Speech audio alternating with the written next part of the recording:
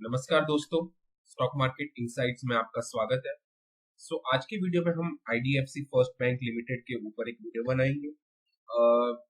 इस वीडियो में हम टेक्निकल एनालिसिस प्लस Q1 के जो रिजल्ट्स है, क्या रिजल्ट्स है, रिजल्ट में क्या आया है, कंपनी ने कैसी ग्रोथ की है, कि ग्रोथ नहीं की, ये सारी चीजें हम इस वीडियो में डिस्कस करेंगे। और टेक्निकल एनालिसिस में हम देखेंगे कि कौन से लेवल पे आपको बाई करना चाहिए, कहाँ पे आपको सेल करना चाहिए, आपका क्या प्रॉफिट होगा, क्या आपका स्टॉप लॉस होगा, ये सारी चीजें हम टेक्निकल एनालिसिस में डिस्कस करेंगे। अगर चैनल में नए हो या फिर चैनल फर्स्ट टाइम विजिट कर रहे हो तो प्लीज चैनल को सब्सक्राइब कर देना, ताकि मेरे लेटेस्ट टू लेटेस्ट वीडियोस आपके पास आ जाए एंड शॉर्ट्स आ जाए।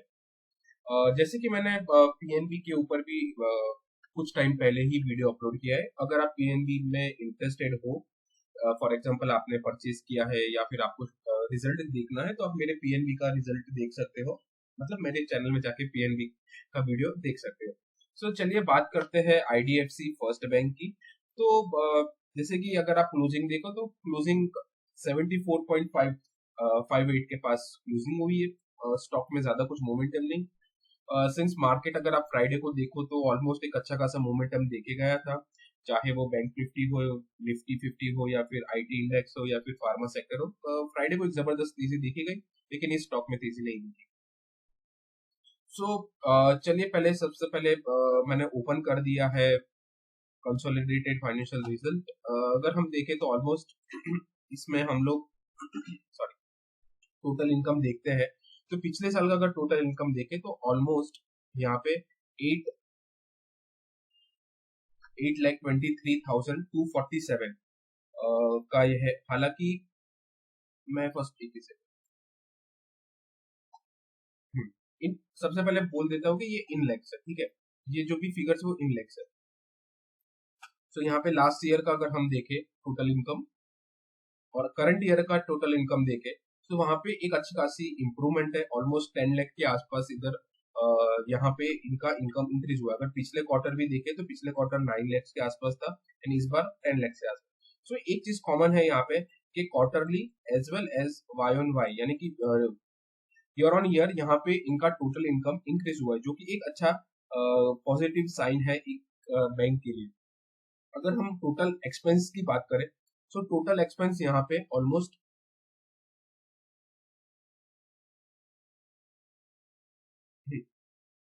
टोटल एक्सपेंस पिछले साल का देखे तो ऑलमोस्ट 6 लाख के आसपास था, जो कि बढ़कर ऑलमोस्ट 8 लाख के आसपास हो चुका है। यहाँ पे दो चीज कॉमन फिर से आई है। पिछले क्वार्टर टोटल इनकम में भी quarterly and year on year increase हुआ था, एंड एक्सपेंस की बात करें तो एक्सपेंसेस में भी पिछले साल एंड क्वार्टरली यहाँ पे इंक्रीज हुआ। ऐसे कह सकते हैं कि भाई कंपनी का पैसा भी बढ़ रहा है और खर्चा भी बढ़ रहा है, दोनों यहाँ पे बढ़ रहे हैं। अब आते हैं मेन नेट प्रॉफिट में। नेट प्रॉफिट कितना है कंपनी का? अगर पिछले साल का हम नेट प्रॉफिट देखें तो ऑलमोस्ट 73,151 के आसपास था। फिर वहां से अगर हम क्वार्टर वाइज देखें तो ऑलमोस्ट 73,190, जो कि ऑलमोस्ट बराबर के आसपास। लेकिन इस क्वार्टरली का रिजल्ट देखें तो यहाँ पे 64,264, यानी कि पिछले क्वार्टरली हम देखें रिजल्ट तो वहां पे भी ड्रॉप हुआ है, एंड अगर ईयर ऑन ईयर देखे तो वहां पे भी ड्रॉप हुआ है। टोटल इनकम एक अच्छा था। एक्सपेंसेस का तो ठीक है, एक्सपेंसेस तो ऊपर नीचे होंगे कंपनी के, उसका कोई इशू नहीं है। लेकिन टोटल जो नेट प्रॉफिट है, नेट प्रॉफिट में यहाँ पे गिरावट आई है। नेट प्रॉफिट में गिरावट इसलिए आई है कि अगर आप प्रोविजंस देखोगे other than taxes and contingencies, and फिर ये वाला, तो इस वे में ये वाले में 99 के आसपास ये लोग ने कॉन्टीजेस टैक्सेस एंड अदर टैक्सेस में यहाँ पे गया है, तो उसके वजह से ये रिजल्ट ऑलमोस्ट ड्रॉप होता हुआ दिख रहा है। उसके दूसरे भी फैक्टर्स रहे थे। आई गेस अगर रिजल्ट देखने जाए तो एकदम ठीक ठाक ही रिजल्ट है, ज्यादा कुछ नहीं। लेकिन हाँ, कि नेट प्रॉफिट यहाँ पे कम हुआ है, तो मार्केट में थोड़ा सा ये स्टॉक में एक मूवमेंट हो सकता है, फॉल भी हो सकता है। चलिए ईपीएस की एक बार देख लेते हैं। ईपीएस की अगर हम बात करें तो ईपीएस पिछले साल 1.10 था, लेकिन इसमें अगर देखें तो 0.91 हो चुका है। पिछले क्वार्टर में भी ज्यादा था एंड पिछले साल भी ज्यादा था। तो यहाँ पे ड्रॉप क्या क्या हुआ है, दो चीज ड्रॉप हुई है। फर्स्ट ऑफ ऑल एक ईपीएस यहाँ पे ड्रॉप हुआ है और नेट प्रॉफिट यहाँ पे ड्रॉप हुआ है। सो अगर ऐसे देखने जाए, अगर कोई भी कंपनी का रिजल्ट कहीं से भी नेगेटिव आता है तो लोग तो वेट ही करते होते हैं कि भाई कुछ भी नेगेटिव आए तो स्टॉक को हम थोड़ा सा गिरा सकते हैं।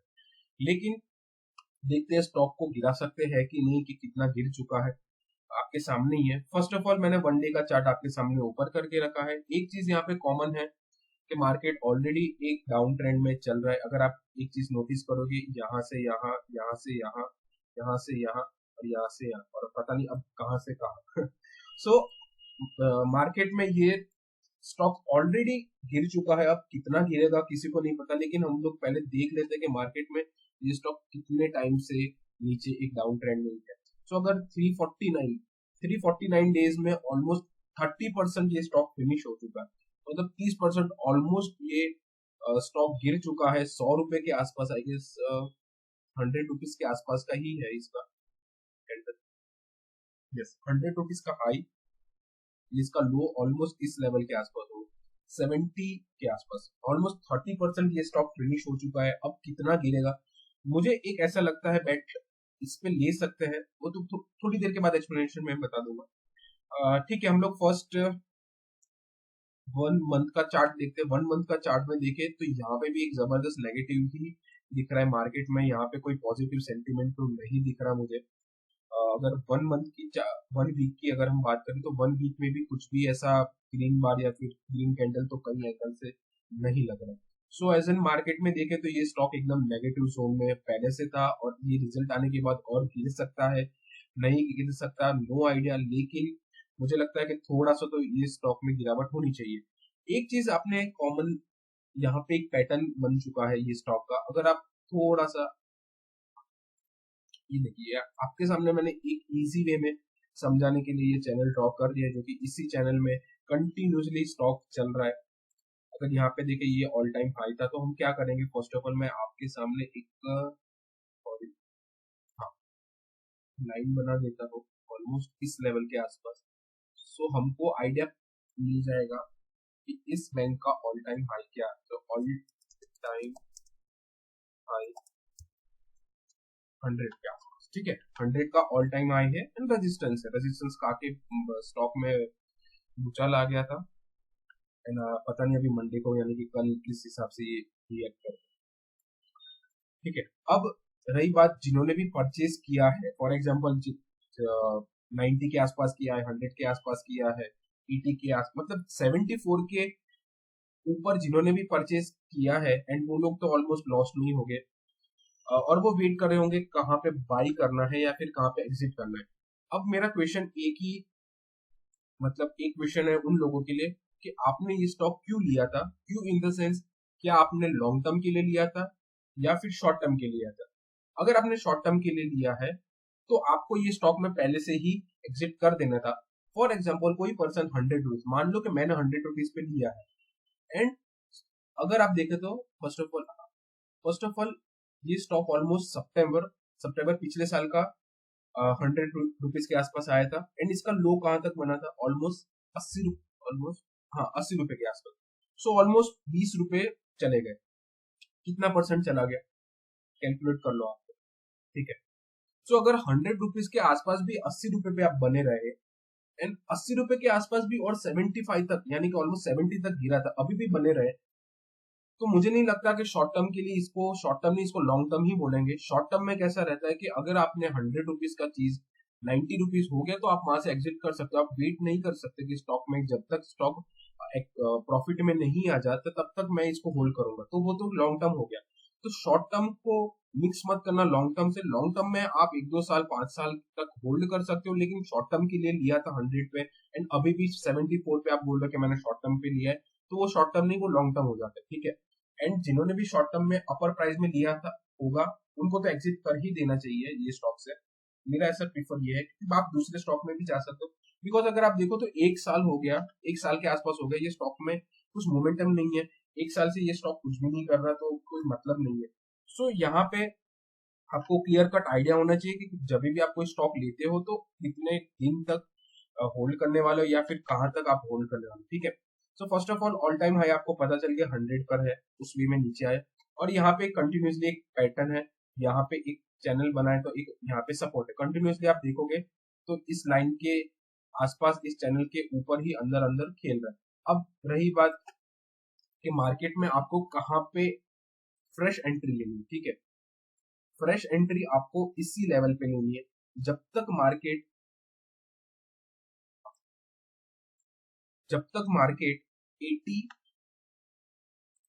84 लेवल को ब्रेक नहीं करता।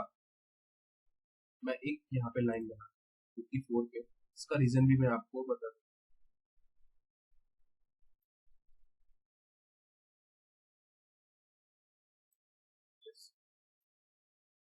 जब तक मार्केट इस लेवल को ब्रेक नहीं करेगा 84, सबसे पहले 80, उससे पहले भी सॉरी, ये एक ट्रेंड लाइन है, आपको दिख रही होगी ये ट्रेंड लाइन, ठीक है।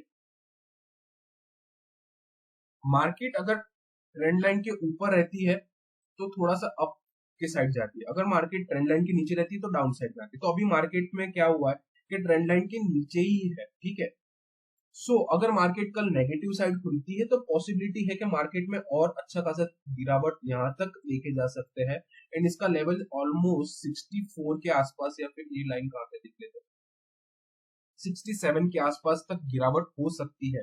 सिंस इसमें दो चीजें हैं, मैं क्यों बोल रहा हूँ, फर्स्ट ऑफ ऑल ये ट्रेंड लाइन के नीचे काम कर रहा है, दूसरा चीज रिजल्ट एकदम नेगेटिव है। सो उस वे में अगर यहाँ पे रेड कैंडल भी बनता है तो हम कंटिन्यूसली आने वाले टाइम में एक अच्छा खासा फॉल देख सकते हैं। रही बात 64 तक भी हम देख सकते हैं, रही बात ये ट्रेंड लाइन। अब दूसरी बात कि फॉर एग्जांपल ये ट्रेंड लाइन के ऊपर भी अगर मार्केट चला जाता है, मान लो कि कल चला गया, ठीक है, तो क्या आपको बाइंग करनी है? आपको बाइंग नहीं करनी, बिल्कुल नहीं करनी। जब तक ये ट्रेंड लाइन ब्रेक नहीं होता, 84 लेवल को ब्रेक नहीं होता, तब तक इस स्टॉक में कोई तेजी नहीं आएगी। इसका रीजन क्यों है, अब मैं अगर आपका यहाँ पे इक्वेशन होगा कि यार 74 के आसपास 76 के आसपास तो बाई कर सकते हैं, 84 पे सेल कर सकते हैं, देखो वो चीज करनी है तो आप कर सकते हो। जिनको शॉर्ट टर्म के लिए 10 रुपए के लिए परचेज करना है आप वो कर सकते हो, वो आपका कॉल है। लेकिन मुझे ऐसा लगता है कि जब तक 84 का लेवल ब्रेक नहीं होता तब तक मोमेंटम नहीं आएगा। क्यों नहीं आएगा? सिंस अगर आप देखोगे तो ये जो 84 का लेवल है वहां पे बार बार स्टॉक गिर के आए, ये देखो कंटिन्यूसली इस स्टॉक में एक यहाँ पे सपोर्ट लिया था, ये भी, तो कंटिन्यूसली इस लेवल पे आके स्टॉक क्या करता है, या तो ये सपोर्ट ब्रेक करता है, ठीक है, फिर क्या करता है चैनल पे आके एक अच्छा खासा लेवल बनता है, फिर रेजिस्टेंस को तोड़ देता है, फिर से ये यहाँ पे ये ट्रेंड लाइन के आसपास आ जाता है, फिर से ये नीचे। सो आई गेस ये मैं नीचे ऊपर आप भी बोर हो जाओगे, तो आपको सम आइडिया आ गया होगा कि मेरा जो मेन पॉइंट क्या है कि जब तक ये स्टॉक इस लेवल के ऊपर निकलता नहीं है तब तक इसमें मुझे नहीं लगता कि कोई रैली आएगी। फॉर एग्जाम्पल इस लेवल के ऊपर आ भी गई रैली तो ये स्टॉक पॉसिबिलिटी है कि यहाँ से फिर से एक लुढ़क जाए, ठीक है, तो इसकी मैं गारंटी नहीं दे सकता। सो मेरा मेन पॉइंट यही है, आपको समझा एक्सप्लेनेशन यही है कि जब तक 84 का लेवल, मैं काम कर देता हूँ, हम लोग फ्रेश बाइंग कहाँ करेंगे, बाइंग 84 के ऊपर ही करेंगे, 84 के ऊपर ही करेंगे। एंड हमारा जो स्टॉप लॉस रहेगा, जो भी शॉर्ट टर्म ट्रेडर्स है उनके लिए रहेगा ऑलमोस्ट 70, स्टॉप लॉस आपका रहेगा ऑलमोस्ट 64 लेवल के आसपास का। 20 रुपए का मैं बड़ा स्टॉप लॉस ही रखूंगा इस बार इस स्टॉक में, सिंस वॉलिडिटी बहुत ही इसमें रहेगी ये स्टॉक में। लेकिन अगर ये 84 के ऊपर निकल गया, 84 पे सस्टेन हो गया, तो आने वाले टाइम में ये 100 इजीली क्रॉस करेगा और इसमें बहुत फास्ट मोमेंटम आएगा। बिकॉज यहाँ पे अगर आप देखोगे तो 84 से यहाँ पे कोई भी रेजिस्टेंस मुझे नहीं दिख रहा, रेजिस्टेंस डायरेक्ट 100 पर है। सो 84 पे ही मैं आपको रिकमेंड करूंगा बाई करने के लिए। अगर 84 का लेवल के आसपास ये स्टॉक जाता है, फॉर एग्जाम्पल इस लेवल को ब्रेक कर इस लेवल के आसपास आता है, तब जाके मैं आपको हम दूसरा वीडियो तब तक बना सकते हैं। ये स्टॉप लॉस को भी इग्नोर कर देना, ये स्टॉप लॉस को समझ लो कि नहीं, स्टॉप लॉस बोला ही नहीं। 84 के आसपास अगर यानी कि ये चैनल को ब्रेक करता है तब जाके मैं दूसरा वीडियो बनाऊंगा, वहां पे लेवल्स डिस्कस करेंगे। लेकिन अभी के लिए मुझे नहीं लगता ये स्टॉक में आपको ऐड करना चाहिए। एंड जो लोग ने ऑलरेडी अपर लेवल में किया है उनको तो मैं सजेस्ट करूंगा कि आप शॉर्ट टर्म के लिए है तो सेल कर दो, लेकिन लॉन्ग टर्म के लिए आप इस लेवल यानी कि 64 लेवल के आसपास अगर आता है 60 या 64 के आसपास, तो आप वहां पे एक परचेस कर सकते हो एंड वेट कर सकते थे वापस से ये बाउंस बैक आए, फिर ये ट्रेंड इसको तोड़े, ट्रेंड लाइन को फिर इसको तोड़े, तब जाके हम लोग एक अच्छा मोमेंटम इस स्टॉक में देख सकते हैं। लेकिन अभी तो नेगेटिव है ये स्टॉक मेरे एंड से। जब तक बाइंग 84 के ऊपर ही मुझे लग रहा है बाइंग आएगी, एंड 84 के आसपास या फिर 80 को ये चैनल को ब्रेक करता है तब जाके हम एक दूसरा वीडियो इस पे बना सकते हैं। तो आई गेस वीडियो को एंड करते हैं, बहुत ज्यादा लंबा वीडियो हो गया। सो वीडियो अगर आपको पसंद आई हो, कुछ ना कुछ समझ में आए, तो प्लीज लाइक कमेंट शेयर जरूर कर देना। कमेंट सेक्शन में आप लिख सकते हो आपको कौन से स्टॉक का नेक्स्ट वीडियो चाहिए, तो मैं वो ट्राई करूंगा बनाने के लिए। सो प्लीज चैनल को सब्सक्राइब कर देना ताकि मेरे latest to latest videos and shorts आपके पास आ जाए। So good luck for IDFC bank. लगता है कि कल हो सकता है गिरावट इस स्टॉक में देखी जा सकती है, लेकिन गॉड नोज कितनी गिरावट इस स्टॉक में आएगी। सिंस एक चीज हमेशा ध्यान रखना कि मार्केट में ये स्टॉक ऑलरेडी गिर चुका है, 30% के आसपास ये स्टॉक गिर चुका है। अभी गिर गिर के कितना गिरेगा नो आइडिया, लेकिन जब तक 84 नहीं आएगा तब तक बाइंग मत करना। सो good luck for IDFC first.